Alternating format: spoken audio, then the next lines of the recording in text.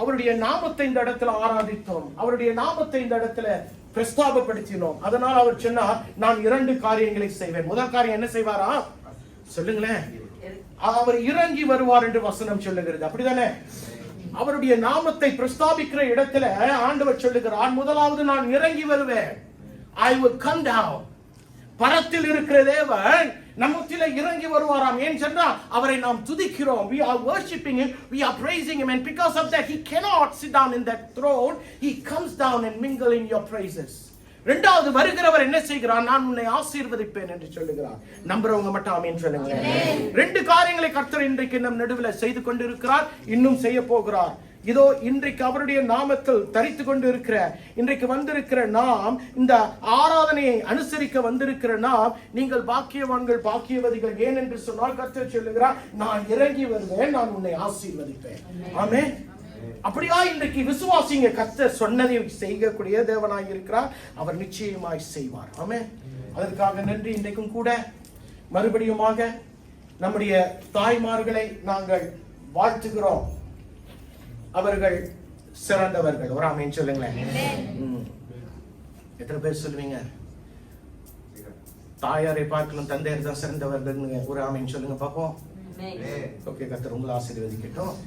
ஆமென். சில பேருக்கு அப்படித்தானே, சில பேருக்கு தகப்பனாரை தான் பிடிக்கும், அம்மாவை பிடிக்கும், ஆனா அப்பாவை தான் ரொம்ப பிடிக்கும். அப்படியாச்சும் யாராச்சும் இருக்கிறீங்களா இந்த இடத்துல? நான் இருக்கிறேன். எனக்கு எங்க தகப்பனாரை ரொம்ப பிடிக்கும். அவர் செய்த தியாகங்களை நினைத்து பார்க்கும்போது it is more than what my mom has done. But here we are here to celebrate our mothers, and mothers are always special in the hearts of every man. Hallelujah. வார்த்தைக்கு நான் ஆண்டவருக்கு நன்றி சொல்லுகிறேன். ஏனென்றால் இன்றைக்கும் ஒரு வருஷம் கழித்து நம்முடைய தாய்மார்கள் மத்தியில் கர்த்தர் என்ன எதிர்பார்க்கிறார்? What is the expectation of God for our mothers? அவர்கள் இதுவரை சேவித்திருக்கிறார்கள், பலப்படுத்தப்பட்டிருக்கிறார்கள். அவர்கள் நிறைய காரியங்களை வாழ்க்கையில பொறுப்புகளை கை கொண்டு செய்கிறார்கள், அழுகிறார்கள், ரகசியமாய் அழுகிறார்கள், வேதனைப்படுகிறார்கள், யாருக்கிட்டையும் காட்டிக்க மாட்டாங்க, சந்தோஷப்படுவார்கள், சிரித்துக் கொண்டே அமைதியாய் ஆண்டவருக்கு நன்றி சொல்லுவார்கள். அப்படிப்பட்டவர்கள் தான் தாய்மார்கள். அவர்களை கனப்படுத்த வண்ணமாய் தேவன் எனக்கு ஒரு வார்த்தையை கொடுத்தார். அந்த வார்த்தையை உங்கள் மத்தியில் வைக்க ஆசைப்படுகிறேன். ஒரு சின்ன வார்த்தை தான், அந்த வார்த்தையை கேட்டுக்கொள்ளுங்க. இது ஒரு செக் பாயிண்ட் மாதிரி. எத்தனை பேருக்கு தெரியுது செக் பாயிண்ட் என்ன? செக் பாயிண்ட் என்ன நடக்கும்? செக்கிங் நடக்கும். அப்ப இன்றைக்கு நான் சொல்லுகிற காரியத்துக்குள்ள நான் ஒரு தாயாய் இருக்கிறேனா என்று நீங்கள் அறிந்து கொள்ள வேண்டும். அப்படி என்றால் இன்றைக்கு தகப்பன்மார்களுக்கும் வாலிபர்களுக்கும் இன்னைக்கு வார்த்தையே இல்லையா? நான் அப்படி சொல்ல மாட்டேன். ஏனென்றால் தாய்மார்களிடத்தில் எதிர்பார்க்கிற எதிர்பார்ப்புகளை தந்தை மத்தியிலே எதிர்பார்க்கிறார், வாலிப பிள்ளைகள் மத்தியிலே எதிர்பார்க்கிறார், வளர்ந்த வாலிபர்கள் மத்தியிலும் கர்த்தர் எதிர்பார்த்து கொண்டு இருக்கிறார். So our God is a God who is not just expecting the responsibilities of the mother, but he is also remembering that responsibilities has been given to each and every mankind. அதாவது சுவாசம் உள்ள யாவும் கர்த்தரை, it's a responsibility for the mankind to what? To praise God. So எல்லாருக்குமே பொறுப்புகள் இருக்கிறது. அதை தான் இன்றைக்கு பார்க்க போகிறோம். வாழ்க்கையில இன்றைக்கு எல்லாருமே என்ன சொல்லுவோம்? எனக்கு சில காரியங்கள் அவர்களிடத்துல இருக்கிறது, என்னிடத்துல இல்லைன்னு சொல்லுவோம். We will say that there is some things in life that people have and I don't have. நான் வாஞ்சிக்கிறது, நான் விரும்புகிறது, நான் ஆசைப்படுகிற காரியம் என்னிடத்தில் இல்லை. ஆனால் எது எது இருக்கோ எது எது இல்லையோ நம்மிடத்துல ஒவ்வொருவருக்கும் ஒரே ஒரு நிச்சயமா எல்லாருக்குமே இருக்கு. அது என்னவென்று சொன்னால் தாய். கரெக்டா? Whether you like it or not, we all have mothers. And கர்த்தர் அவருடைய அழகான திட்டத்தில் ஒரு ஆதாமை மட்டும் உருவாக்கவில்லை, ஒரு ஏதேயுமே அவர் என்ன செய்கிறார்? ஏதேம் தோட்டத்தில் உருவாக்குறார், ஒரு ஏவாளை உருவாக்குகிறார். ஏவாளை உருவாக்கி அவளை எப்படி கொடுக்கிறார் சொன்னா, அவளுக்கு ஒரு அடையாளத்தை கொடுக்கிறார். Now God in his divine plan did not just bless Adam alone, but he also blessed Eve. And he gave her a responsibility that he never gave anyone else. And what is that? He gave her the way to have children. பிள்ளைகளை பெறுகிற ஒரே ஒரு ஆசீர்வாதத்தை தாய்மார்களுக்கு கொடுத்திருக்கிறார். எத்தனை பேர் ஆமென் சொல்லுவீங்க? பாருங்க, அவருடைய அனாதி தீர்மானத்தினால அவர்களுக்கு பிள்ளை பெறுகிற ஒரு காரியத்தை பொறுப்பை மட்டும் கொடுக்கவில்லை, அவர்களுக்கு எல்லாருக்குமே இல்லாத ஒரு அன்பின் இருதயத்தை அவர் கொடுத்திருக்கிறார். Now somehow or other God has given a very special heart of love for mothersக்கு மட்டும். அப்படி என்றால் ஃபாதர்ஸ்க்கு ஒண்ணுமே கொடுக்கலையா? எல்லாருக்கும் கொடுத்திருக்கிறார். ஆனா அம்மாவுக்கு கொஞ்சம் கூடவே கொடுத்திருக்கிறார். அதாவது தகப்பன்மார்களுக்கு சுமக்கவும் போஷிக்கவும் கூடிய ஒரு பொறுப்பை கொடுத்திருக்கிறார். ஆனால் தாயாருக்கு என்னத்தை கொடுத்திருக்காரு தெரியுமா? அவர் பகிர்ந்து கொள்ளுகிற ஒரு பொறுப்பை கொடுத்திருக்கிறார். I don't know how many of you will take what I'm saying. God somehow has given the caring responsibility to a father, but the sharing responsibility comes to the mother. Think about it.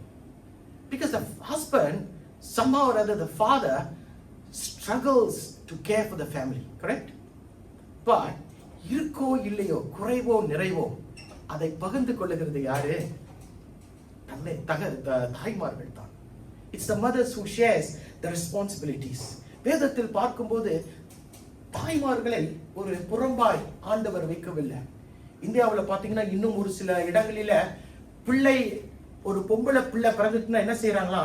அதை கொன்று போட்டு விடுகிறார்கள். இன்றைக்கும் நடக்குது. There are some places remote in India where a child who is a girl is born, they will destroy the child, and it's still happening today. Some part in India. மற்ற தேசங்கள்ல நடக்குதான்னு தெரியாது, நமக்கு தெரிந்ததை சொல்லுகிறேன். பாருங்க, இன்னைக்கு எல்லாருக்குமே தாய்மார்கள் தான் விசேஷம். நம்ம என்ன சொல்லுவோம்? என்னுடைய தாய் தான் பெருசு அப்படின்னுவோம். எல்லாரும் சொல்லுவோம் தானே, என்னுடைய தாய் தான் இவ்வளவு செஞ்சிருக்காங்க, என்னுடைய தாய் தான் இவ்வளவு செஞ்சிருக்காங்க. நம்ம சில நேரங்களில சின்ன பிள்ளைங்க பேசிக்குவாங்க, ஏய் என் தாய் தான் இவ்வளவு செஞ்சா, என் தாய் தான் இவ்வளவு செஞ்சாங்க. வசனமும் அதுதான் சொல்லுகிறது. நீதிமொழிகள் 31:29 இப்படியாய் சொல்லுகிறது, அநேக பெண்கள் குணசாலிகளாய் இருந்தது உண்டு, ஆனால் நீயோ அவர்கள் எல்லாருக்கும் மேற்பட்டவளாய் இருக்கிறாய் என்று அவளை புகழ்கிறார். There are many good women, but you are the best. That's what the writer of Proverbs says. Who is the one who writes Proverbs? நீதிமொழிகளை எழுதினவர் யாரு? யாரு? அப்படின்னு சொல்றாங்க, but there is no concrete evidence whether Solomon is the one who wrote it. They are saying Solomon could have written it based on the style that he has written. அவர் சொல்லுகிறார்கள் சாலமன் தான் எழுதியிருக்கிறார். ஆனால் உண்மையாய் தெரியாது. ஆனால் எழுத்தாளர் சொல்லுகிறார், இதை எழுதினவர் சொல்லுகிறார், ஐயா எல்லா தாயும் சிறந்தவர்கள் தான், ஆனா எல்லா தாய்களையும் பார்க்கல நீ தான் பெஸ்ட் அப்படின்னு ஏதோ எழுதுகிறவர் சொல்லுகிறார். உண்மைதானே? சில வேதத்துல பாத்தீங்கன்னா நல்ல தாய்மார்கள் இருக்கிறார்கள். வேதத்துல பாத்தீங்கன்னா ஒரு சிலர் கோளாறான ஒரு தாய்மார்களும் இருக்கிறார்கள். கோளாறான தாய்மார்கள் என்று யாரை சொல்லலாம்? யாராச்சும் இருக்கிறீங்க தெரியுமா? எசபேல் ஞாபகம் இருக்கா? எசபேல் ஒருத்தி இருக்கா, நல்லவளா கெட்டவளா? புரியுதுங்களா என்ன சொல்ல வரேனே? அப்ப எல்லாருக்குமே படைத்த தேவன் ஒவ்வொரு படைப்புக்கும் பொறுப்புகளை கொடுத்தார். தாய்மார்களுக்கு மட்டும் கொஞ்சம் கூட பொறுப்புகளை கொடுத்தார். அப்படியா? பார்க்கலாமா? தீத்து எழுதின நிருபத்துல 2வது அதிகாரம் 3-5 அப்படிதானே? படிங்க பாப்போம். முதிர் வயதுள்ள ஸ்திரீகளும் அப்படியே பரிசுத்தத்துக்கு ஏற்ற விதமாய் நடக்கிறவர்களும் அவதூறு பண்ணாதவர்களும் மதுபானத்துக்கு அடிமைப்படாதவர்களுமாய் இருக்கிறார்கள். அப்புறம் வேத வசனம் தூஷிக்கப்படாதபடிக்கு பாலிய ஸ்திரீகள் தங்கள் புருஷரிடத்திலும் தங்கள் பிள்ளைகளிடத்திலும் அன்புள்ளவர்களும் தெளிந்த புத்தி உள்ளவர்களும் கற்புள்ளவர்களும் வீட்டில் கருத்திருக்கிறவர்களும் நல்லவர்களும் தங்கள் புருஷருக்கு கீழ்ப்படியவர்களுமாய் இருக்கும்படி அவர்களுக்கு படிப்பிக்கத்தக்கதாக நற்காரியங்களை போதிக்கிறவர்களாய் இருக்கவும் முதிர் வயதுள்ள ஸ்திரீகளுக்கு புத்தி சொல்லு. Amen. Amen. In English we see like this. Teach. Come on, say. Similarly, teach the older woman to be relevant in the way they live. Okay. So they not be slandered, addicted too much wine, but to teach what is good. Right. Then they can train the younger woman to love their husbands and children, and self-controlled and pure, to be busy at home, to be kind, to be subject to their husbands, and no one will malign the word of God. Amen. Now, how many of you now believe that women have a lot of responsibilities? Amen. Amen. பெண்களுக்கும் தாய்களுக்கும் அநேக பொறுப்புகளை ஆண்டவர் கொடுத்திருக்கிறார். அப்படி என்றால் தாய்மார்கள் மத்தியில ஆண்டவர் அந்த பொறுப்புகளை நீ செய்ய வேண்டும் என்று எதிர்பார்க்கிறார். உண்மைதானே? ஒரு பொறுப்பை கொடுத்தா நம்ம என்ன சொல்லுவோம்? நீ செஞ்சு முடிச்சிரு அப்படின்னு இங்க சொல்லுவோம். தேவனும் அப்படித்தானே எதிர்பார்ப்பார். when he entrusts a responsibility to you and me, he expects it to get it done. ஆனால் இன்றைக்கு உலகத்தில் பார்க்கும்போது பலவிதமான தாய்மார்களை பார்க்கிறோம். பணக்கார தாய்களை பார்க்கிறோம், ஏழை தாய்களை பார்க்கிறோம், அழகான தாய்களை பார்க்கிறோம், பொறுப்புள்ள தாய்களை பார்க்கிறோம், பொறுப்பில்லாத தாய்களை பார்க்கிறோம், எளிமையான தாய்களை பார்க்கிறோம், எல்லாவற்றிலும் கணக்கெடுக்கிற தாய்மார்களை பார்க்கிறோம், அதிகமாய் பேசுகிற தாய்மார்களை பார்க்கிறோம், வாயை திறக்காத தாய்மார்களை பேசுகிறோம், எல்லாத்தையும் பார்க்கிறோம். ஆனால் இன்றைக்கு நாங்கள் பார்க்கக்கூடிய என்ன ஒரே ஒரு தாய் யாருன்னு தெரியுமா? godly mom. godly mom. தெய்வீக குணாதிசயம் உள்ள ஒரு தாயாரை பார்க்க போகிறோம். அப்ப தெய்வீக குணாதிசயம் உள்ள தாய் எப்படிப்பட்டவர்? அவள் எப்படிப்பட்டவளாய் இருப்பாள்? அதாவது வசனத்தை பார்த்தோம், நம்ம பொறுப்புள்ளவர்களாய் இருக்க வேண்டும் என்று கர்த்தர் எதிர்பார்க்கிறார். பொறுப்புள்ளவர்களாய் இருக்கணும்னு சொன்னா, இன்றைக்கு தேவன் நம்முடைய தாய்மார்களை அழைப்பார் என்று சொன்னால், அவர் அழைத்த பின்பு அவர் என்ன செய்கிறார்? அந்த தாய்மார்களை பிரித்து வைக்கிறார். போன வாரம் 3 காரியம் சொன்ன ஞாபகம் இருக்கா? அழைத்த தேவன் என்ன செய்வார்? அவர்களை பிரித்து வைக்கிறார். அவர்களை பிரித்து வைத்து அவர்களை ஸ்திரப்படுத்துகிறார். That's what I preached last week.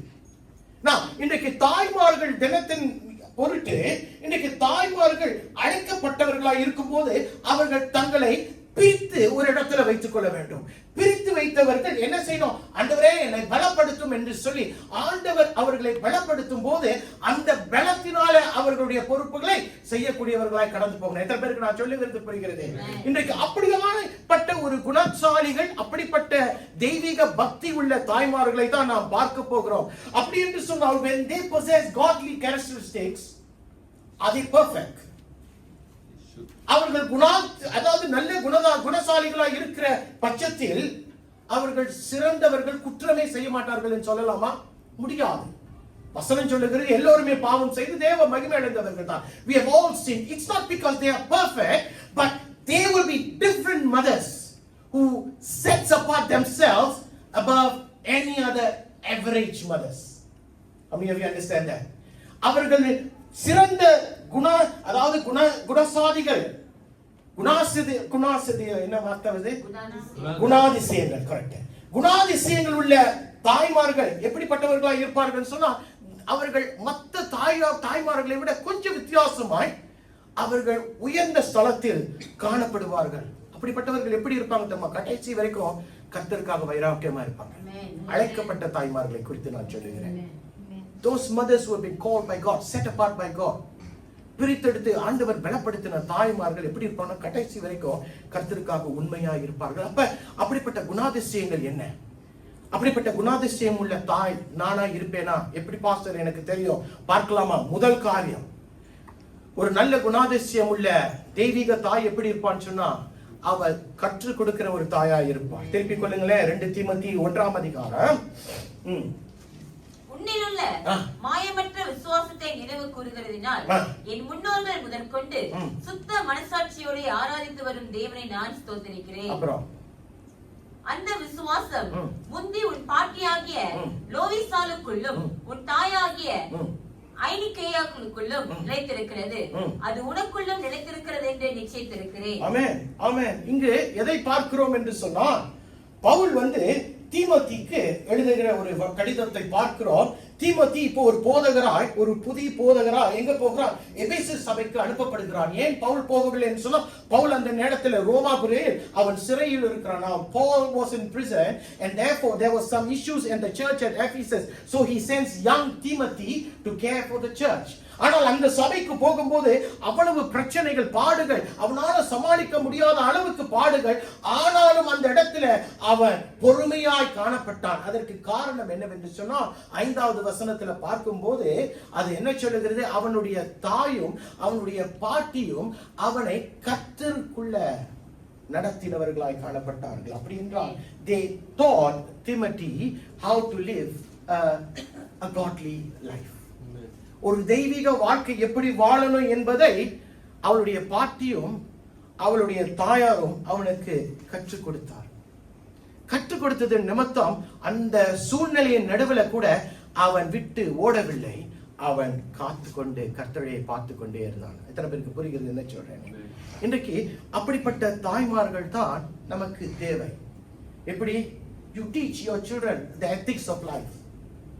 பிள்ளைகளுக்கு வாழ்க்கையை பற்றிய பாடத்தை சொல்லிக் கொடுக்கிறோம், ரைட்டு தான். பள்ளிக்கூடத்தில் பாடங்களை சொல்லிக் கொடுக்கிறோம், ரைட்டு தான். வாழ்க்கையில எப்படி செழிக்கணும் அதையும் நம்ம சொல்லிக் கொடுக்கிறோம், ரைட்டு தான்.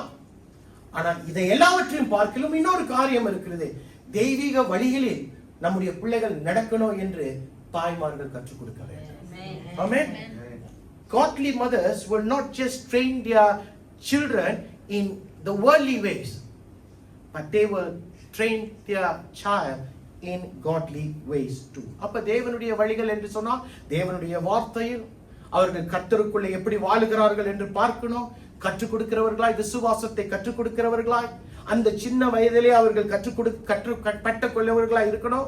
அவர்களுக்கு ஞாபகம் மூட்டக்கூடியவர்களாய் இருக்கணும். அவர்கள் எந்த காரியத்தையும் தெய்வீக காரியத்தில் தவறி நிற்கும் போது ஏன் இதை செய்யவில்லை என்று சொல்லக்கூடிய, கேள்வி கேட்கக்கூடிய தாய்மார்களாய் இருக்கணும். You need to be a teacher. You need to be a teacher to everyone.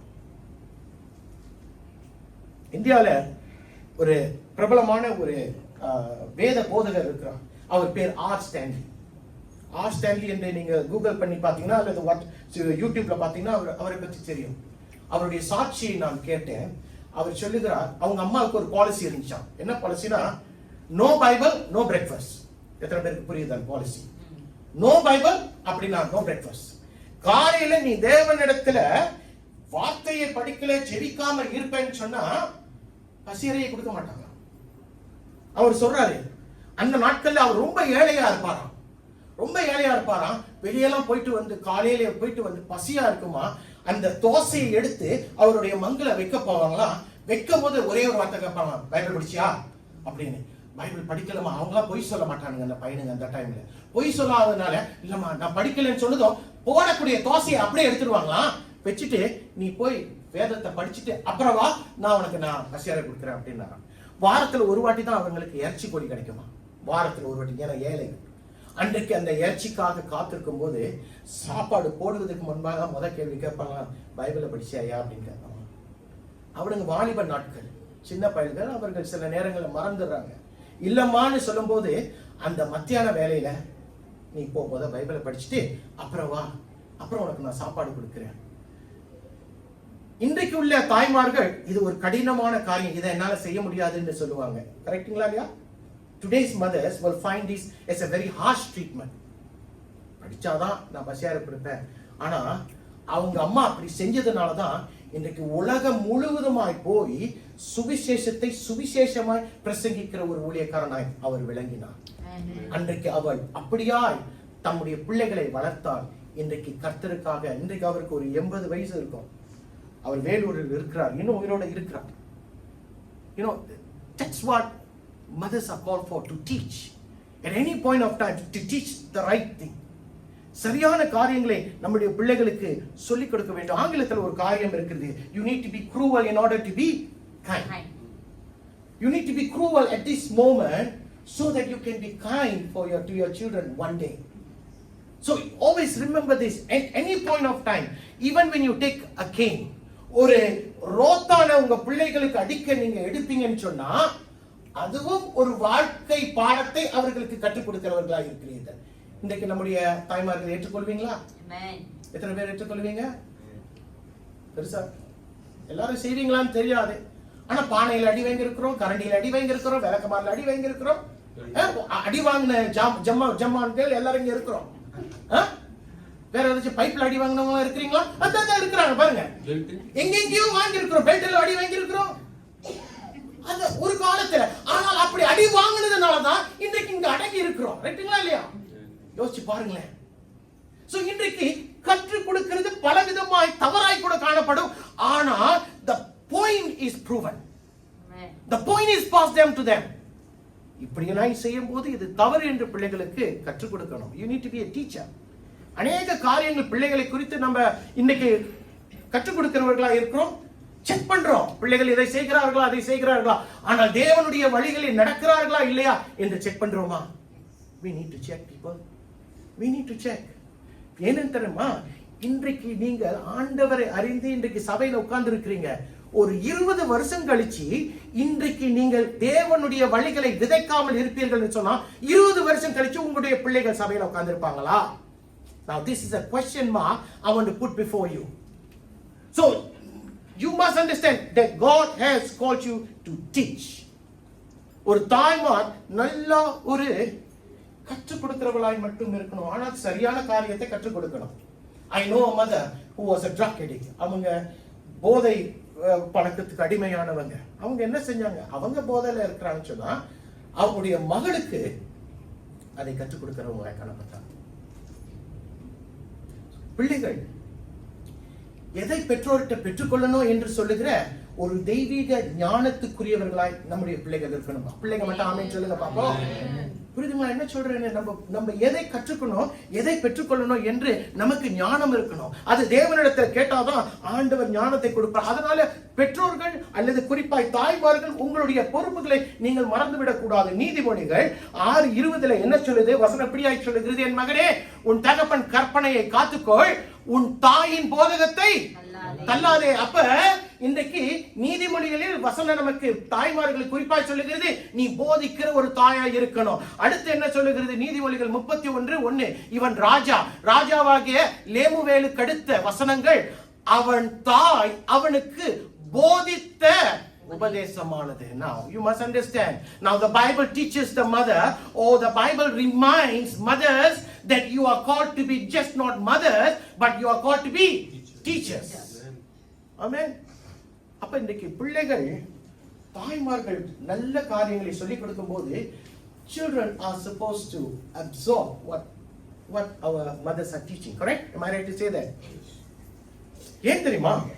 இன்னைக்கு பிள்ளைங்களுக்கு அம்மா சொல்லி கொடுத்துக்கிட்டே இருப்பாங்க, இப்படி செய்யுமா, இப்படி செய்ப்பா அப்படின்னு.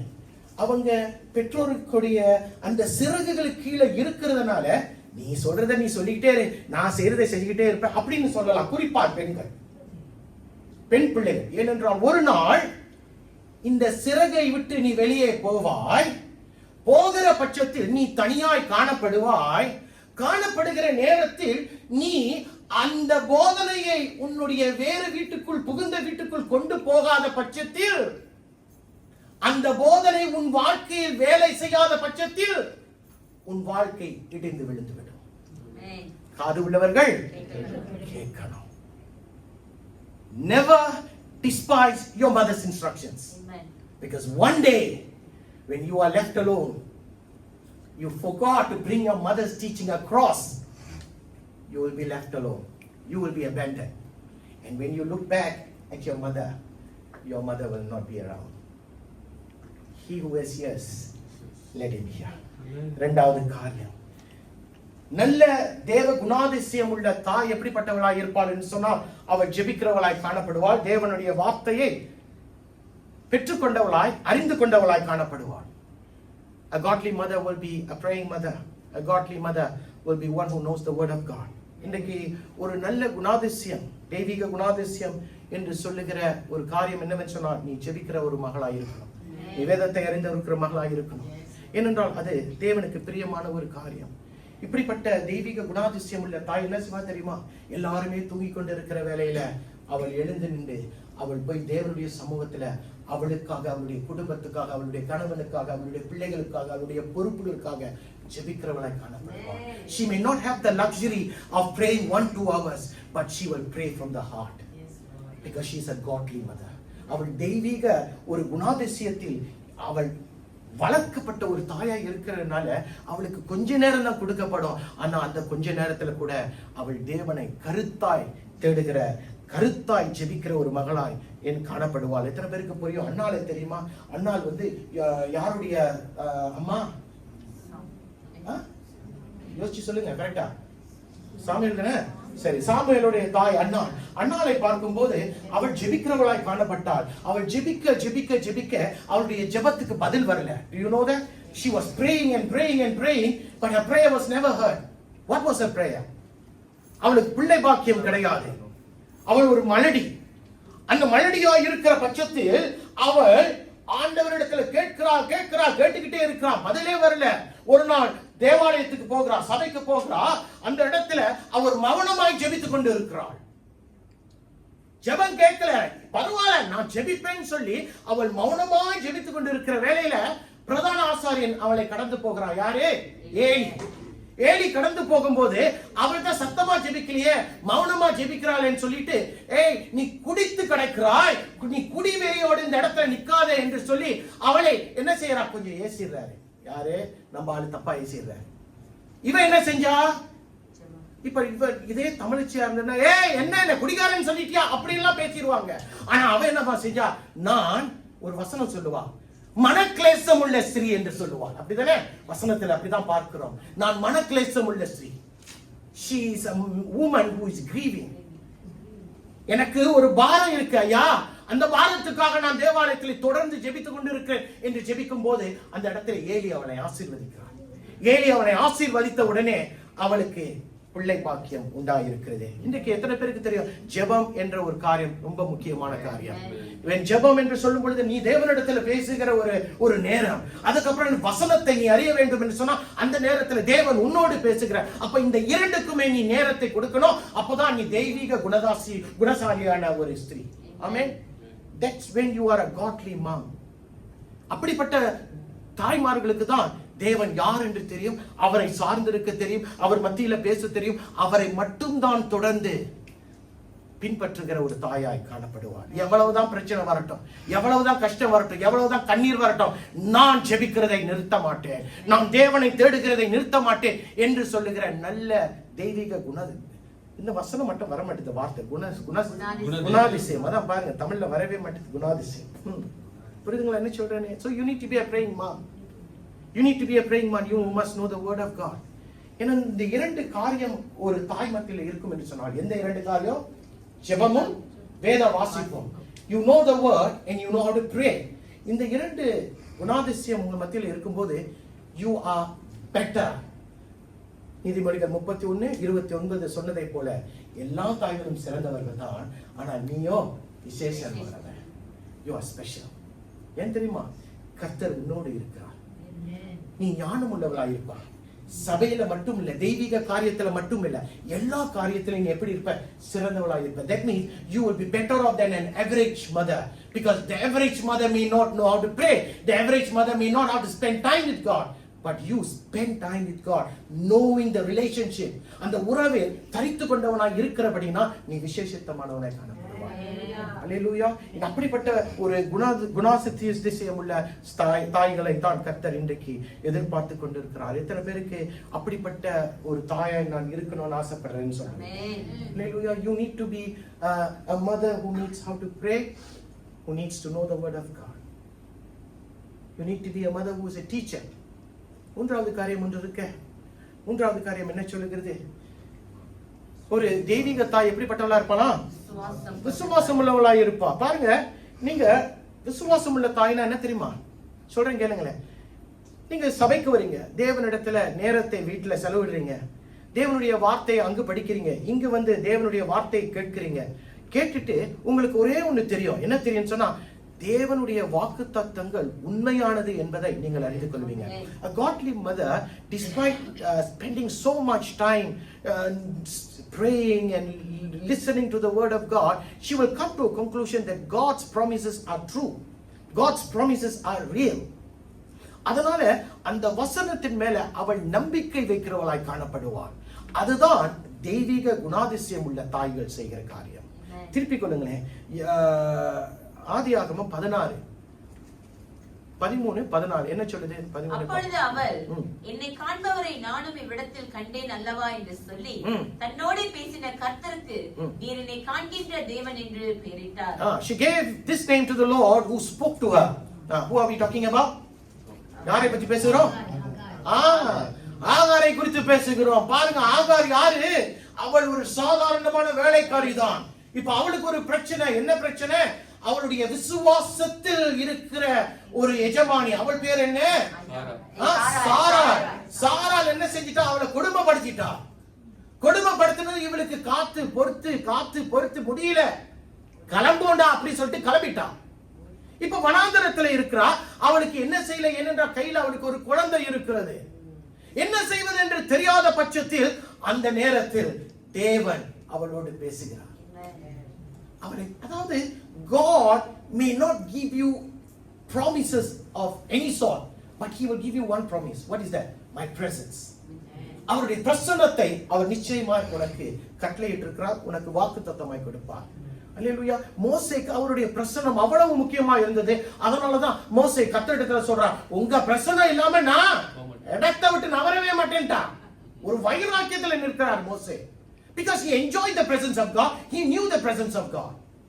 இன்னைக்கு தெய்வ ஒரு காரியத்தில் ஸ்திரப்பட்ட ஒரு தாய் எப்படி இருப்பான்னு சொன்னா, உன்னுடைய விசுவாசம் தேவன் மத்தியில இருக்கும். தேவன் என்னிடத்துல பேசி இருக்கிறார் பாருங்க. ஆகார் மத்தியில ஆண்டவர் பேசின உடனே அவள் என்ன சொல்றா, ஆண்டவர் நிச்சயமாய் செய்வார் என்று சொல்லி மறுபடியும் அந்த துன்பப்படுத்தப்பட்ட அதே இடத்துக்கு, அதாவது சாராளுடைய அடிமைத்தனத்துக்கு கீழே போய் அவள் தங்கிவிட்டாள். ஏன்? அவளுக்கு தெரியும் தேவன் சொன்னதை செய்வார். இன்னைக்கு உங்களுக்கும் தெரியணும், கர்த்தர் உங்கள் ஒவ்வொருவருக்கும் எனக்கும் வாக்கு தத்துவத்தை கொடுத்திருக்கிறார். இன்றைக்கு நீ எதிர்பார்க்கிற நேரத்தில் அவர் செய்ய மாட்டார், ஆனால் அவர் செய்யக்கூடிய நேரத்தில் நிச்சயமாய் செய்வார். அப்ப நம்ம அப்படிப்பட்ட தாய்மார்களாய் காணப்பட வேண்டும். எப்படிப்பட்டவர்களாய்? விசுவாசத்தின் தாய்மார்களாய். திருப்பிக் கொள்ளுங்களேன், நீதிமொழிகள் 3ஆம் அதிகாரம் 5-6 இப்படியாய் சொல்லுகிறது, உன் சுய புத்தியின் மேல் சாயாமல் முழு இருதயத்தோடும் கர்த்தரின் நம்பிக்கையாய் இருந்து. போதும். Trust in the Lord with all your heart and do not lean upon your own understanding. அப்ப தாய்மார்களே, இன்றைக்கு நீங்கள் விசுவாசத்தின் தாய்மார்களாய் இருப்பீர்கள் என்று சொன்னால், உங்களுடைய சுயத்தின் மேல, சுய புத்தியின் மேல நீங்கள் சார்ந்திருக்க மாட்டீங்க. யார் மேல சார்ந்திருக்கீங்க? தேவன் மேலையும், தேவனுடைய வாக்கு தத்தங்களின் மேலையும், தேவனுடைய வார்த்தையின் மேலையும் நீங்கள் சார்ந்திருப்பீங்க. வார்த்தை உங்களை சுமக்கும். அல்லேலூயா. வார்த்தை உங்களை சுமக்கும். ஏனென்றால் நீங்கள் கர்த்தரையும் கர்த்தருடைய வார்த்தையும் கை கொண்டவர்களாய் இருக்கிறீர்கள். அப்ப வார்த்தை உங்களை நடத்தும். பிரியமானவர்களே, இன்றைக்கும் என் அன்பு தாய்மார்கள்ட்ட சொல்லக்கூடிய ஒரே ஒரு காரியம் தான், ரிலை ஆன் காட். தேவனை சார்ந்திருங்க. உங்களுடைய நம்பிக்கை இவர்கள் மேல அவர்கள் மேல இல்லாதபடிக்கு தேவன் மேல உங்களுடைய நம்பிக்கை வைங்க. கர்த்தர் உங்களை ஆசீர்வதிப்பார். 4வது காரியம், ஒரு குணாதிசய தாய் என்ன செய்ய, எப்படியா இருக்கணுமா? எப்படி? கொடுக்கும் மனப்பான்மை. தமிழ்ல வேற ஏதாச்சும் வார்த்தை இருக்கா? கொடுக்கும் மனப்பான்மை. ஜெனரஸ், தாராளமான மனசு. ரைட். தாராளமான ஒரு மனசுள்ளவர்களாய் காணப்பட வேண்டும். எல்லாம் சரிதான் பாஸ்டர், இங்கதான் கொஞ்சம் இடிக்குது அப்படின்னு சொல்லுவாங்க சில பேர். ஏன்? இருந்தா தானே கொடுக்க அப்படின்னு கேட்பாங்க. இருந்தா தானே கொடுக்க, என்கிட்ட தான் இல்லையே அப்படின்னு சொல்லுவாங்க. திருப்பி விடுங்களேன், நீதிமொழிகள் 19:17 என்ன சொல்லுது? ஏழைக்கு இறங்குகிறவன் கர்த்தருக்கு கடன் கொடுக்கிறான், அவர் கொடுத்ததை அவர் திரும்ப கொடுப்பார். ஐயா, அவன்னு சொன்னதுமே உடனே நம்ம ஞானிகள் என்ன நினைச்சிடக்கூடாது, ஓ இது அப்பாங்களுக்கு தான் தடா தடா, எனக்கு செல்லாது இந்த வார்த்தை அப்படிலாம் நினைச்சிடக்கூடாது. அப்படின்னா வார்த்தையே உனக்கு புரியலன்னு அர்த்தம்.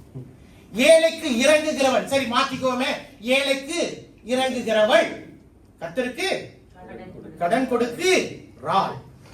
அப்ப அவள் கொடுத்ததை அவர் திரும்பவும் கொடுக்கிற ஒரு தேவன். எத்தனை பேருக்கு புரிகிறதா? இன்றைக்கு எதுவுமே இல்லைன்னு சொல்லும் போது கூட சில நேரங்களில நம்மை நம்பி வருகிறவர்களுக்கு ஏதாச்சும் ஒன்னை கொடுக்கணும். ஒண்ணுமே இல்ல பாஸ்டர், ஒரு ஆறுதலான வார்த்தையை கொடுக்கலாம்ல, ஒரு ஜெபத்தை கொடுக்கலாம்ல. அம்மா எனக்கு ஒண்ணும் இல்லை, வா நான் ஜெபிச்சு உன்னை அனுப்புறேன். ஒரு காலத்துல நாங்க அப்படிதான் இருந்தோம். எங்கள்கிட்ட வசதி இல்லை, எங்கள்கிட்ட இல்லை, ஆனா ஏதாச்சும் இருக்கிறத கொடுப்போம். அந்த டைம்ல பழங்கள்லாம் இருக்கும் வீட்டுல. இன்னைக்கு பழம்லாம் ஒரு சாதாரணமான காரியம். நம்ம பேசுறது ஒரு 20 வருஷத்துக்கு முன்னாடி பழங்கள்லாம் இருக்கும், ஒரு பேக் பண்ணி நாங்க எடுத்துட்டு போயிடுங்க அப்படின்னு சொல்லி. ஒரு காலத்துல அப்படிப்பட்ட தாய்மார்கள்லாம் இங்க உட்கார்ந்து இருப்பீங்க. We have done that. இன்னைக்கு பழத்துக்கு மதிப்பே மவுசே இல்லையே. ஏதாச்சும் இருக்கா அப்படின்னு இன்னைக்கு நம்மளே கேட்டு வாங்கிக்கிறோம். எங்கேயாச்சும் வீட்டுக்கு போனா நம்மளே கேட்டு வந்து அது இருக்குல்ல சும்மா எடுத்து கூட அப்படின்றோம். இன்னைக்கு நல்லா யோசிச்சு பாருங்க, நம்ம எந்த காரியத்துக்கும் நாம் கொடுக்கிறவர்களாய் காணும்போது கர்த்தர் அங்க ஒரு வார்த்தையை சொல்லுகிறார், நான் உனக்கு திரும்ப கொடுத்துறேங்க அப்படின்றாரு. So that means you need to be generous in order to let God give it back to you. ஆனா இன்னைக்கு கொடுக்கிறதுக்கு கஷ்டப்படுறோம், வச்சுக்கிறோம். புருஷன் சொல்லுவான் கொடு, சும்மா அப்படின்வான். ஏன்? எனக்கு தேவைப்படும் அப்படின்னுவோம்.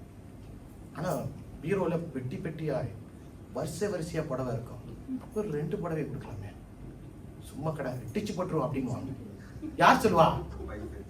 தெய்வீக தாய் சொல்லுவா. என்ன சொல்றேன்னு? அப்படிப்பட்டவர்கள் இங்க இருக்கக்கூடாது. ஏனென்றால் தேவன் நம்மை அறிகிறவராய் இருக்கிறார். நீ கொடுக்கிறவளாய் இருப்பாய் என்று சொன்னாலும் கர்த்தர் உன்னை அறிகிறார். நீ கொடுக்காமல் இருப்பாய் என்று சொன்னாலும் கர்த்தர் உன்னை அறிகிறாரா அறிய மாட்டாரா? உன்னை அறிந்திருக்கிறார். மக்தலியா மரியாள், மேரி மேக்டலின் வசனத்துல நாம் பார்க்கிறோம். அவளுடைய பெயரை மட்டும் நீங்க புதிய ஏற்பாட்டுல பாத்தீங்கன்னா ஒரு 13 வாட்டி அவளுடைய பெயர் சொல்லப்பட்டிருக்கிறது. Meaning her name is mentioned more than the disciples of the Lord Jesus Christ. தேவனுடைய சீஷர்களுடைய பெயர்களை பார்க்கலாம் மக்தலியா மரியாளுடைய பெயர் அதிகமாய் சொல்லப்படுகிறது. காரணம் என்ன தெரியுமா? அவள் தேவனுக்கு கொடுக்கிறவளாய் காணப்பட்டாள். அவள் கர்த்தருக்கு நிற்கிறவளாய் காணப்பட்டாள். எந்த காரியமா இருந்தாலும் தேவன் தான் முதன்மை என்று சொல்லக்கூடியவளாய் இருந்தாள். அதனாலதான் அவள் பெயரை அவள் வேதத்தில் அதிகமாய் சொல்லப்பட்ட ஒரு காரியமாய் இருக்குது. அல்லேலூயா. இன்றைக்கு I want to tell you something, whether you want to believe this or not. Being generous is a characteristic of God himself. Amen. I want you to think about this. இந்த தாராள மனசு என்பது யாருடைய உண்மையான குணாதிசயம் தெரியுமா? தேவனுடைய குணாதிசயம். எத்தனை பேர் இந்த இடத்துல சொல்லுவீங்க கர்த்தர் தாராளமா எதையுமே கொடுக்கலன்னு? எத்தனை பேர் இந்த இடத்துல சொல்ல முடியும்? நீ கிளம்பிடு, இந்த கதவாங்க நீ கிளம்பிடு, ஏன்னா உனக்கு வார்த்தை தெரியல.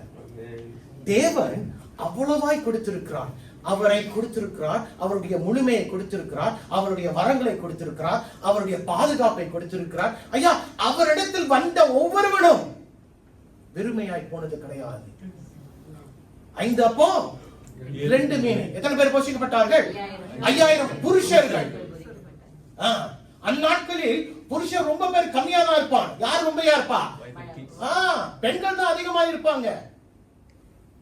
கொடுத்த பின்பு 12 கூடை மறுபடியும் மிஞ்சி இருக்கிறதை அவர்கள் மறுபடியும் பெற்றுக்கொண்டார்கள் என்று வசனம் சொல்லுங்கள். அப்ப தாராள மனசு நமக்கு வேணும். தாராள மனசுன்னு சொன்னதுமே அடுத்த வாரம் மத்தியானத்துல யாராச்சும் எனக்கு ஒரு தாழ்ச்சியாவை செய்து கொண்டு வருவீர்கள் என்று நான் ஆவியில விசுவாசிக்கிறேன். எதுல விசுவாசிக்கிறேன்? ஆவியில விசுவாசிக்கிறேன். அல்லேலூயா. ஒரு தாராள மனசு எல்லாருக்குமே தேவை. சபையில மட்டும் தாராளமா இருக்க கூடாது, குடும்ப வாழ்க்கையில கணவனோடு. ஏன்னா நம்ம வாழுகிற சமுதாயம் அப்படிதான். I don't know how many will believe me. இன்னைக்கு கணவன் மனைவி உறவுக்குள்ள சொல்வான், உன்னோட தான், என்னோடைய தொடவே தொடாதேன்னுவான். நம்ம 2-3 ஆசாமிங்க இங்க இருக்கலாம் அந்த மாதிரி. அல்லேலூயா. இன்னைக்கு நமக்கு தாராள மனசு எல்லாத்துக்கும் கொடுக்கிறதா நம்ம பிள்ளைகளுக்கு ஊட்டி கொடுத்துடக்கூடாது, அளந்துதான் கொடுக்கணும். அல்லேலூயா. எங்களுக்கெல்லாம் அளந்துதான் கொடுத்தாங்க. இன்னைக்கு வாரி கொடுக்கிறோம் பிள்ளைகளுக்கு, நாரி போயிடும்.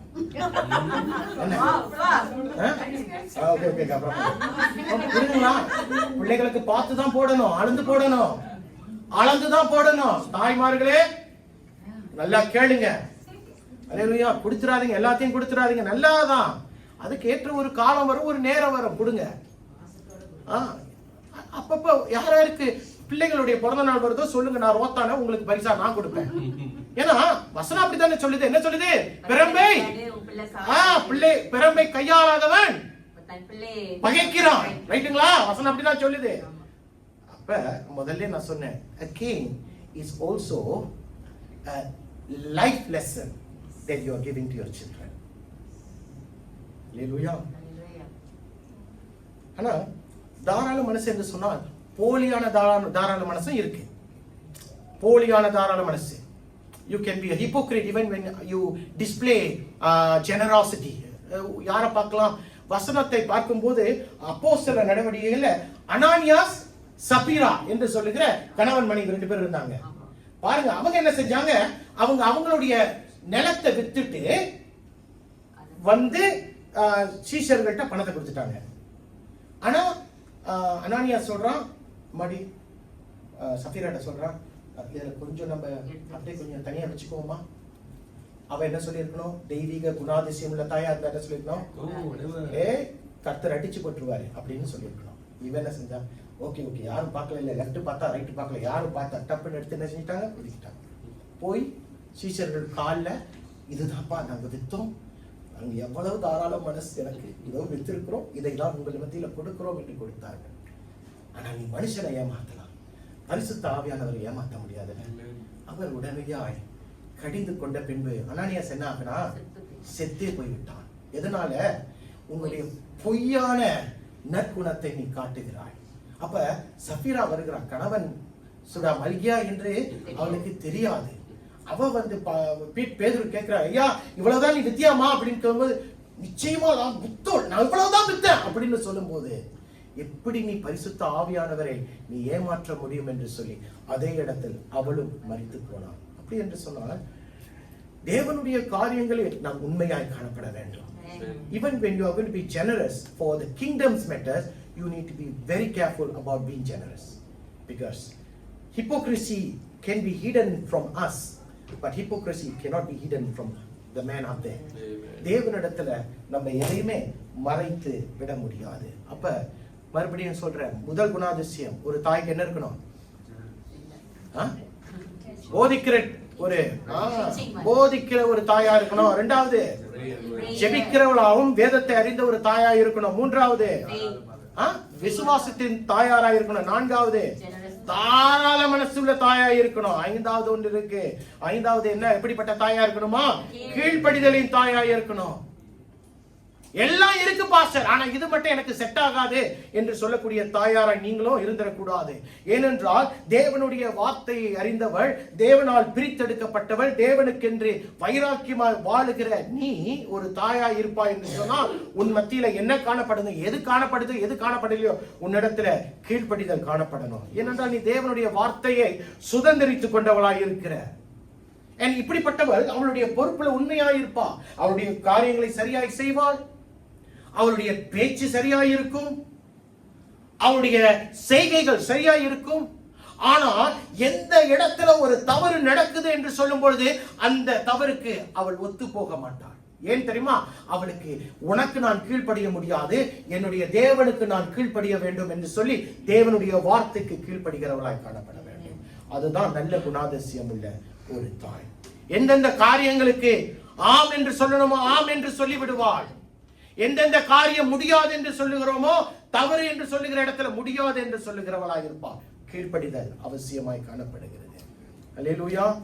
Because when you are being obedient, you know that you don't want to hurt God. நீ கீழ்ப்படியும் போது அவனை காயப்படுத்துவ, இவங்களை காயப்படுத்துவ, ஆனா நீ தேவனை காயப்படுத்த மாட்ட. அதனால உனக்கு கீழ்ப்படிதல். அப்படிப்பட்டவ கணவனுக்கு கீழ்ப்படிவாள். ஆமென். அவனுக்கு அவளுடைய பொறுப்புகளை செய்வாள். அவளுடைய நல்ல குணாதிசயங்களை காட்டுவாள். ஆனால் எந்த நேரத்துல எந்த இடத்துல அவளுடைய ஆவிக்குரிய நம்பிக்கைக்கு விரோதமாய் எந்த காரியம் எழும்புதோ அந்த இடத்துல முடியாது என்று சொல்லிவிடுவார். You must understand that. Amen. A godly mother, a mother who has that godly characteristics, will be able to go along in life for everything and anything. But there comes a time where she finds this is not in alignment with her calling. She will say no, because she chose to be obedient to God. Amen. So you need to be obedient to God today. Mothers, I want to tell you, you need to be obedient. இதுல யாரை பார்க்கலாம் என்று சொன்னால், ஒரே ஒரு நல்ல ஒரு உதாரணம் பார்க்கலாம் என்று சொன்னால், ஆண்டவராகிய இயேசு கிறிஸ்துவுடைய தாயார். அவள் பேர் மரியாள். மரியாளை பாருங்களேன். அவள் இன்னும் திருமணமாகவில்லை. யோசேப்புக்கு நிச்சயிக்கப்பட்ட ஒரு பெண். ஆனால் ஒரு இரவு தேவன் அவளை வந்து சந்திக்கிறார். என்ன சொல்லுகிறார்? அம்மா, நீ பரிசுத்த ஆவியின் மீது வரும்போது நீ கர்ப்பம் தரிப்பாய். நீ கர்ப்பம் தரிப்பாய். அந்த நேரத்துல இது எப்படி முடியும் ஆண்டவரே? நான் இன்னும் திருமணமாகாத ஒரு கன்னிப்பெண், இது எப்படி சாத்தியம் என்று அவள் கேட்கவில்லை. ஆனால் நம்ம ஒன்றே ஒன்று அறிந்து கொள்ளணும். We are looking at those times, in Jesus' times, when the Jewish culture was under the Mosaic law. மோசேயின் நியாய பிரமாணத்தின் காலங்களில் ஆண்டவராகிய இயேசு கிறிஸ்து வந்தார் என்று நமக்கு தெரியும். அப்ப அன்றைக்கு அவள் யூத கலாச்சாரத்தில் உள்ள ஒரு கன்னிப்பெண். இப்ப அவள் தம்முடைய அவமானம் ஒன்று இருக்கிறது, நிந்தை ஒன்று இருக்கிறது. ஜனங்கள் பார்க்கும் போது என்னை கேவலமாய் பேசுவார்களே என்று அவளுக்கு தெரியும். அவள் அவ்வளவாய் அறிந்தும் கூட அவள் தேவனுடைய வார்த்தைக்கு ஒன்றே ஒன்று சொல்லுகிறாள். நான் இல்லப்பா, உங்க வார்த்தையின்படியே உங்களுடைய சித்தத்துக்கு நான் ஒப்பு கொடுக்கிறேன் என்று சொன்னான். அவளை கர்த்தர் எவ்வளவாய் ஆசீர்வதித்தார் என்று பாருங்க. அதாவது சில நேரங்களில கணவனுக்கு கீழ்ப்படியாதீங்க என்று நான் இந்த இடத்துல போதிக்க வரல. சில நேரங்களில we need to draw a line. We need to draw a line. Because you need to choose whether you're going to be obedient to God or you're going to be obedient to something which is not in alignment with the expectations of God. தேவனுடைய எதிர்பார்ப்பு நம்ம மத்தியில ஒவ்வொருவருக்கும் காணப்படக்கூடியதா இருக்குது. அப்ப இன்றைக்கு நாம் எப்படி காணப்பட வேண்டும்? எப்படி காணப்பட வேண்டும்? சாராள் ஆபிரகாம் எப்படி கூப்பிட்டாலாம்? ஆண்டவரே என்று கூப்பிட்டாலாம். வசனம் அப்படிதான் சொல்லுது. Sarah was so obedient that she calls her husband Abraham as Lord. அவளிடத்தில் என்ன காணப்படுகிறது? ஒரு தாழ்மை காணப்படுகிறது. தம்முடைய கணவனுக்கு கீழ்ப்படுகிறவளாய் காணப்பட்டால், அப்படியாய் காணப்படும் போது அவளை பாருங்க, கர்த்தர் எவ்வளவாய் அவளை ஆசீர்வதித்தார் என்று வசனத்தில் பாருங்க. இன்றைக்கு தாய்மார்கள் 3 பேருக்கு நீங்கள் கீழ்ப்படிந்து இருந்தால் வசனத்தின் அடிப்படையில் சொல்ற நீங்கள் ஆசீர்வதிக்கப்படுவீர்கள். 3 காரியம், 3 பேர். யார் யாருக்கு? தேவனுக்கு நீங்கள் கீழ்ப்படிந்து இருக்கணும். உண்மையா இல்லையா? Okay, right. கணவனுக்கு கீழ்ப்படிந்து இருக்கணும். வசனம் சொல்லுது. உண்மையா இல்லையா? உண்மை. அப்ப நம்ம கணவனுக்கும் கீழ்ப்படிந்து இருக்கணும். வசனத்தின்படி நான் சொல்லுகிறேன். 3வது ஒரு காரியம் இருக்கு. எத்தனை பேர் ஏத்துக்குவீங்க தெரியாது. ஆனால் தேவனுடைய ஊழியக்காரனுக்கு கீழ்ப்படிந்து இருக்கணும்னு வசனம் சொல்லுது. ஏனென்றால் அதுலதான் ரெட்டிப்பான நன்மை என்று வசனம் சொல்லுது. The double blessings of honor is given to those who obeys their spiritual father. So இது நமக்கு தெரிந்து கொள்ளக்கூடிய ஒரு காரியம். இந்த 3 காரியங்களில நம்ம கொஞ்சம் கோளாறா போயிட்டா கர்த்தர் நம்முடைய ஆசீர்வாதத்துக்கு ஒரு முற்றுப்புள்ளி வச்சிருவாரு. So காது உள்ளவர்கள் இதை கேட்கணும். So obedience to God is one of the primary responsibilities of mothers. 5வது காரியம். 6வது காரியம், மன்னிக்கிற தன்மை உள்ள ஒரு தாயாராய் இருக்கணும். அந்த குணாதிசயத்தை ஆண்டவர் தாய்மார்களுக்கு அள்ளி கொடுத்திருக்கிறார். To be forgiving. ஏனென்றால் அதுவும் தேவனுடைய குணாதிசயம் தான். கரெக்டா இல்ல? ஆண்டவராகிய இயேசு கிறிஸ்துவுடைய ஒரு குணாதிசயம் என்ன? அவர் மன்னிக்கிற ஒரு தேவன். அவரிடத்துல வருகிறவர்களை அப்ப ஒரு தாய்க்கும் ஒரு தகப்பனுக்கும் ஒரு வித்தியாசம் இருக்கிறது. ஒரு தவறு, ஒரு பிள்ளை தவறு செஞ்சுட்டுனா முதல்ல யார்கிட்ட போய் கதையை ஓதும்? அம்மா கிட்ட தான் போய் ஓதும். ஏன்? எதனால? அங்க அவர்கிட்ட போனா என்ன ஆகும்? அவர் கொஞ்ச நேரம் நின்று சொல்லிட்டு அப்படி கழட்டுவார் பாத்தீங்களா? அந்த நேரத்துல கொஞ்சம் பிரச்சனை ஆயிடும். அதெல்லாம் கடந்து வந்திருக்கிறார். அதனாலதான், அதாவது எதா இருந்தாலும் முதல்ல தாய்கிட்ட தான் போய் சொல்லிடுவோம். அப்பா தான் பெஸ்ட். ஆனா தவறு செய்யும் போது அப்பா நீங்க சிக்கிச்சா துங்குன்னு சொல்லிட்டு எங்க போறோம்? அம்மாட்ட போயிட்டு அந்த மாதிரி நடந்துருச்சுமா அப்படின்னு சொல்லுவோம். அவங்க என்ன சொல்லுவாங்க? சரி சரி, அந்த ஆள்கிட்ட சொல்லாத. எந்த ஆளுகிட்ட? அந்த ஆள்கிட்ட முதல்ல சொல்லாத, நான் பாத்துக்கிறேன்.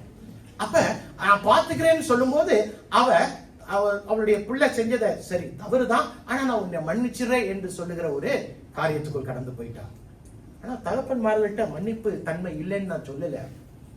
தகப்பன்மார்கள்ட்ட ஒரு பிரச்சனை இருக்கு. என்னன்னு சொன்னா, நான் முதல்ல சொன்னேன், அவங்களுக்கு பெரிய பொறுப்பு, ஷேரிங் பொறுப்பு தான் ஆண்டவர் பிள்ளைகள் தாய்மார்ட்ட கொடுத்துட்டார்.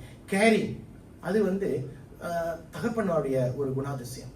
அவங்க பல இடங்களில குடும்பத்துல என்ன தமிழ்ல சொல்லுவாங்க, அடுப்பு எரியணும்னு சொல்லிட்டு இந்த வேலையை செய்வாங்க, அந்த வேலையை செய்வாங்க, இதோ செய்வாங்க.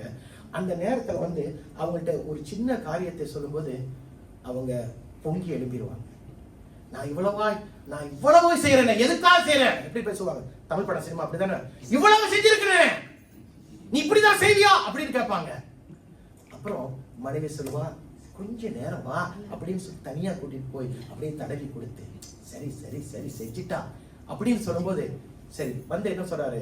சார் உன்னை நான் மன்னிச்சுட்டேன்னு சொல்ல மாட்டேன், இனிமே இப்படி செய்யாத அப்படின்னு சொல்லிப்ப. அதுக்கு என்ன அர்த்தம்? நான் உன்னை மன்னிச்சுட்டேன். புரிதுங்களா என்ன சொல்ல வரேன்னு? அதுதான் வித்தியாசம். தாய்மார்கிட்ட தகப்பன்மார்கிட்ட இருக்கிற ஒரு குணாதிசயம். They are very very very quick to forgive, but fathers are a little bit different. ஏன் மன்னிக்க சில நேரங்களில் தாய்மார்களும் மன்னிப்பது கஷ்டம்தான். ஏன்னா சில நேரங்களில பிள்ளைகள் செய்கிற காரியம் என்ன செஞ்சிருப்பாங்க?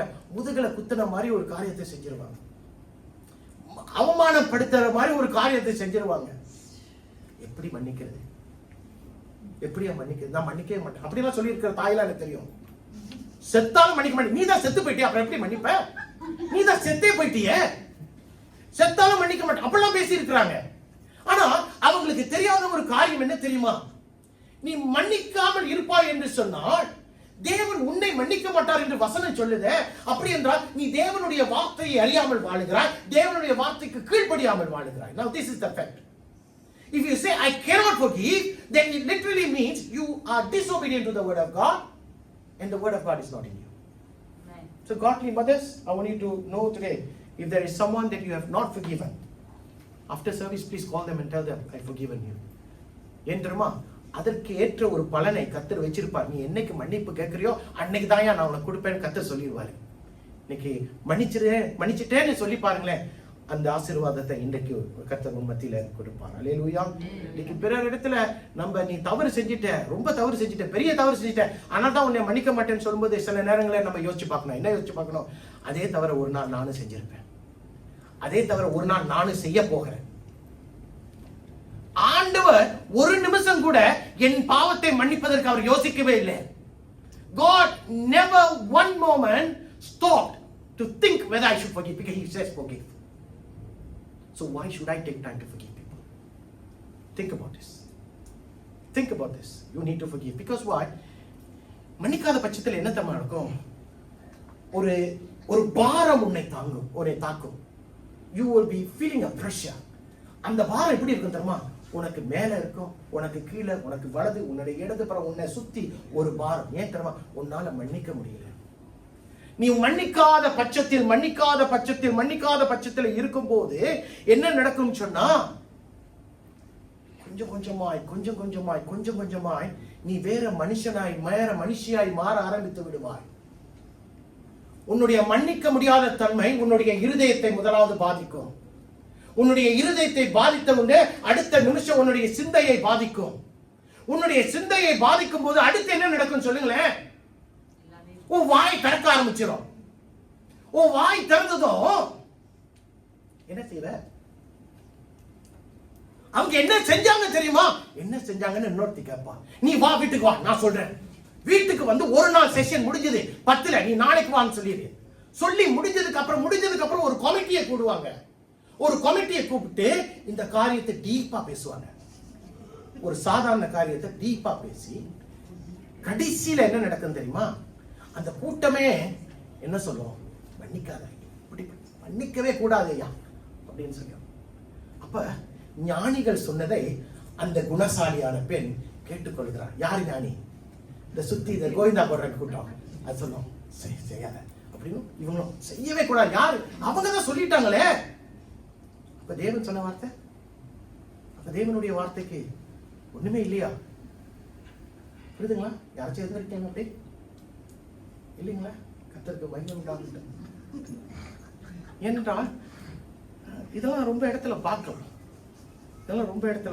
You need to let go. Because the moment you let go, the tension disappears.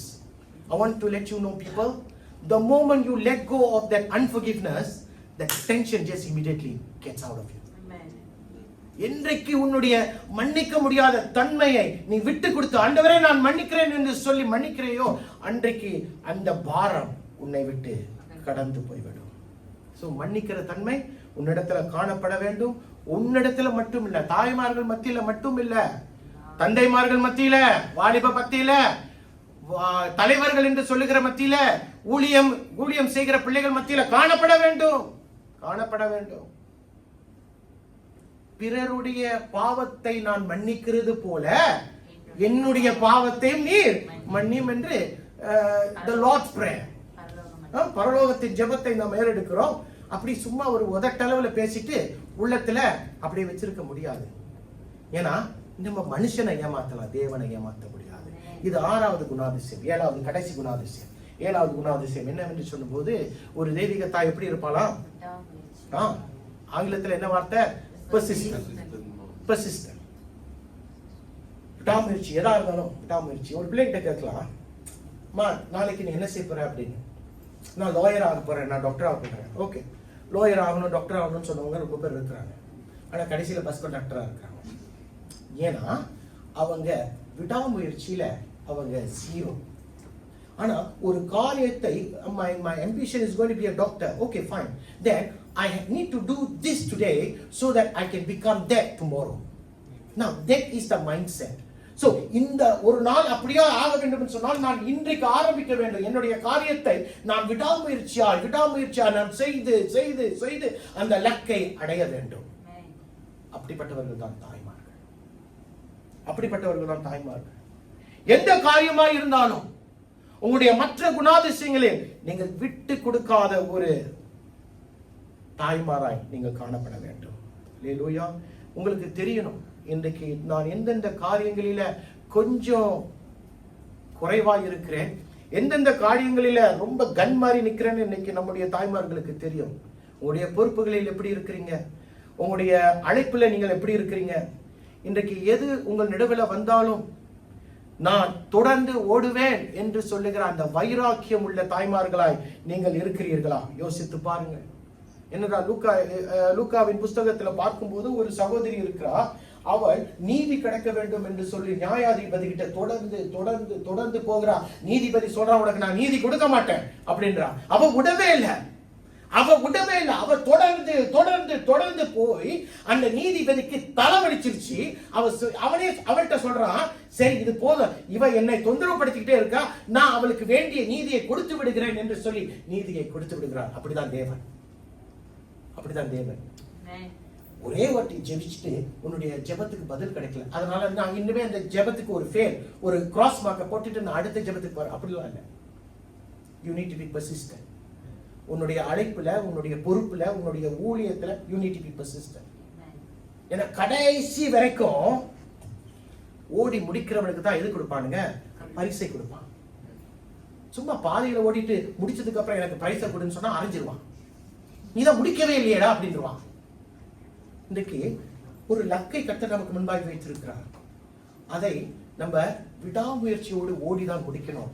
அப்பதான் பவுல் சொன்னதை போல நல்ல போராட்டத்தை போராடினேன், ஓட்டத்தை முடித்தேன், விசுவாசத்தை காத்துக்கொண்டேன், இது முதல் நீதியின் கிரீடம் எனக்காக வைக்கப்பட்டிருக்கிறது, நியாயாதிபதியாகிய கர்த்தர் அந்நாளிலே எனக்கு கொடுப்பார் என்று நீங்களும் சொல்ல முடியும். அப்படி இல்லை என்று சொன்னான். வாழ்க்கை பயணத்துல பாதியில போதும் என்று சொல்லிட்டான். பாருங்க, எனக்கு தெரிந்தவர் அப்படிதான். நல்ல ஒரு மனுஷன், தேவனுக்குள்ள இல்லாத மனுஷன், ஒரு இந்து மனிதன், நல்ல ஒரு மனுஷன். அவருக்கு நல்லா செஞ்சாரு, குடும்பத்தை நல்லா பார்த்துக்கிட்டாரு, வாழ்க்கை நல்லா ஓடிக்கிட்டு இருந்துச்சு. ஏதோ ஒரு பிரச்சனை அவருடைய பிசினஸ்ல, ஒரே ஒரு பிரச்சனை, அவரால் தாங்க முடியல, அவரால் எதிர்பார்க்க முடியல. இவ்வளவு பெரிய ஒரு வேதனையா, ஒரு இழப்பா என்று சொல்லி அவர் ஒரே ஒரு காரியத்தை சொன்னார். நேரா போனாரு, ஒரு 7வது மாடியில ஒரு காப்பாக்கில ஏறி குதிச்சு செத்து போயிட்டார். பிரியமானவர்களே, தேவனுடைய அழைப்புக்கு நம்ம எப்படி இருக்கணும் தெரியுமா? கடைசி வரைக்கும் போராடி ஜெயிக்கிறவர்களாய் காணப்படலாம். And mothers, I want to tell you this too. You need to be persistent mothers. உங்களுடைய பொறுப்புகளில், உங்களுடைய அழைக்கப்பட்ட காரியங்களில் பொறுப்புள்ளவர்களாய் நீங்க இருக்கணும். பிறர் அப்படியா இருக்க மாட்டாங்க. உன்னை சுத்தி இருக்கிறவங்க சில நேரத்தில் அப்படி இருக்க மாட்டாங்க. அப்படிப்பட்டவர்களோடு உனக்கு எந்த ஒரு சவாசமும் வேண்டாம், சகவாசமும் வேண்டாம். அவர்களை விட்டு விலகி நீ தனியாய் தேவனிடத்தில் இரு. நீ விடாமுயற்சி உள்ள தாயா நீ காணப்படுவாய். அல்லேலூயா. இன்றைக்கும் கூட தாய்மார்கள் இடத்துல நான் சொல்லி முடிக்கக்கூடிய ஒரு காரியம் என்ன தெரியுமா? நீங்கள் விசேஷித்தமானவர்கள். தாய்மார்களே, தேவனுடைய பார்வையில, எங்களுடைய பார்வையில இல்ல, தேவனுடைய பார்வையில mothers, you are special. You know why you are special? Because you are a daughter of a very special father. உன்னுடைய தெய்வீக தகப்பனார், அவர் ராஜாதி ராஜன், தேவாதி தேவன். அவர் உன்னை அழைத்து உனக்கு ஒரு பொறுப்பை கொடுத்து, ஒரு தாய் ஸ்தானத்தை கொடுத்து, உன்னை பிரித்தெடுத்து, உன்னை ஆசீர்வதித்து, உன்னை பராமரித்து, உன்னை இதுவரை நடத்தி இருக்கிறார் என்று சொன்னால் அது சாதாரணமான காரியம் அல்ல. It's not a small thing. And I don't want you to take his grace as a small thing. அவருடைய கிருபையை நீங்கள் அலட்சியப்படுத்தக் கூடாது. ஏனென்றால் தாய்மார்களே, நீங்கள் விசேஷித்தமானவர்கள். விசேஷித்தமானவர்கள். ஆமென் சொல்லுங்க பாப்போம். 7 குணாதிசயங்களை உங்கள் மத்தியில நான் வைத்தேன். I want to put that 7 characteristics before you. Ask yourself. ஒரு நல்ல தெய்வீக குணாதிசயம் உள்ள ஒரு தாய் போதிக்கிற தாயா இருப்பாள், ஜெபிக்கிற தாயா இருப்பாள், வேதத்தை அறிந்திருக்கிற தாயா இருப்பாள், எந்த காரியம் இருந்தாலும் கர்த்தர் பார்த்துக் கொள்வார் என்று கர்த்தர் மேல விசுவாசம் உள்ள தாயா இருப்பாள், வாரி வழங்குகிறவளாய் இருப்பாள், கீழ்ப்படுகிறவளாய் காணப்படுவாள், மன்னிக்கிறவளாய் காணப்படுவாள். எதுவாய் இருந்தாலும் கடைசி வரைக்கும் நான் நிலைத்து நிற்பேன் என்று சொல்லுகிற ஒரு நிலையில் தாய்மார்கள் காணப்படுவார். அப்படி காணப்படும் போது கர்த்தர் நிச்சயமாய் நம்முடைய தாய்மார்களை ஆசீர்வதிப்பார். எத்தனை பேர் ஆமென் சொல்லுவீங்க? அல்லேலூயா. கண்களை மூடுவோமா? ஆண்டவரே என்று சொல்லி every eyes closed.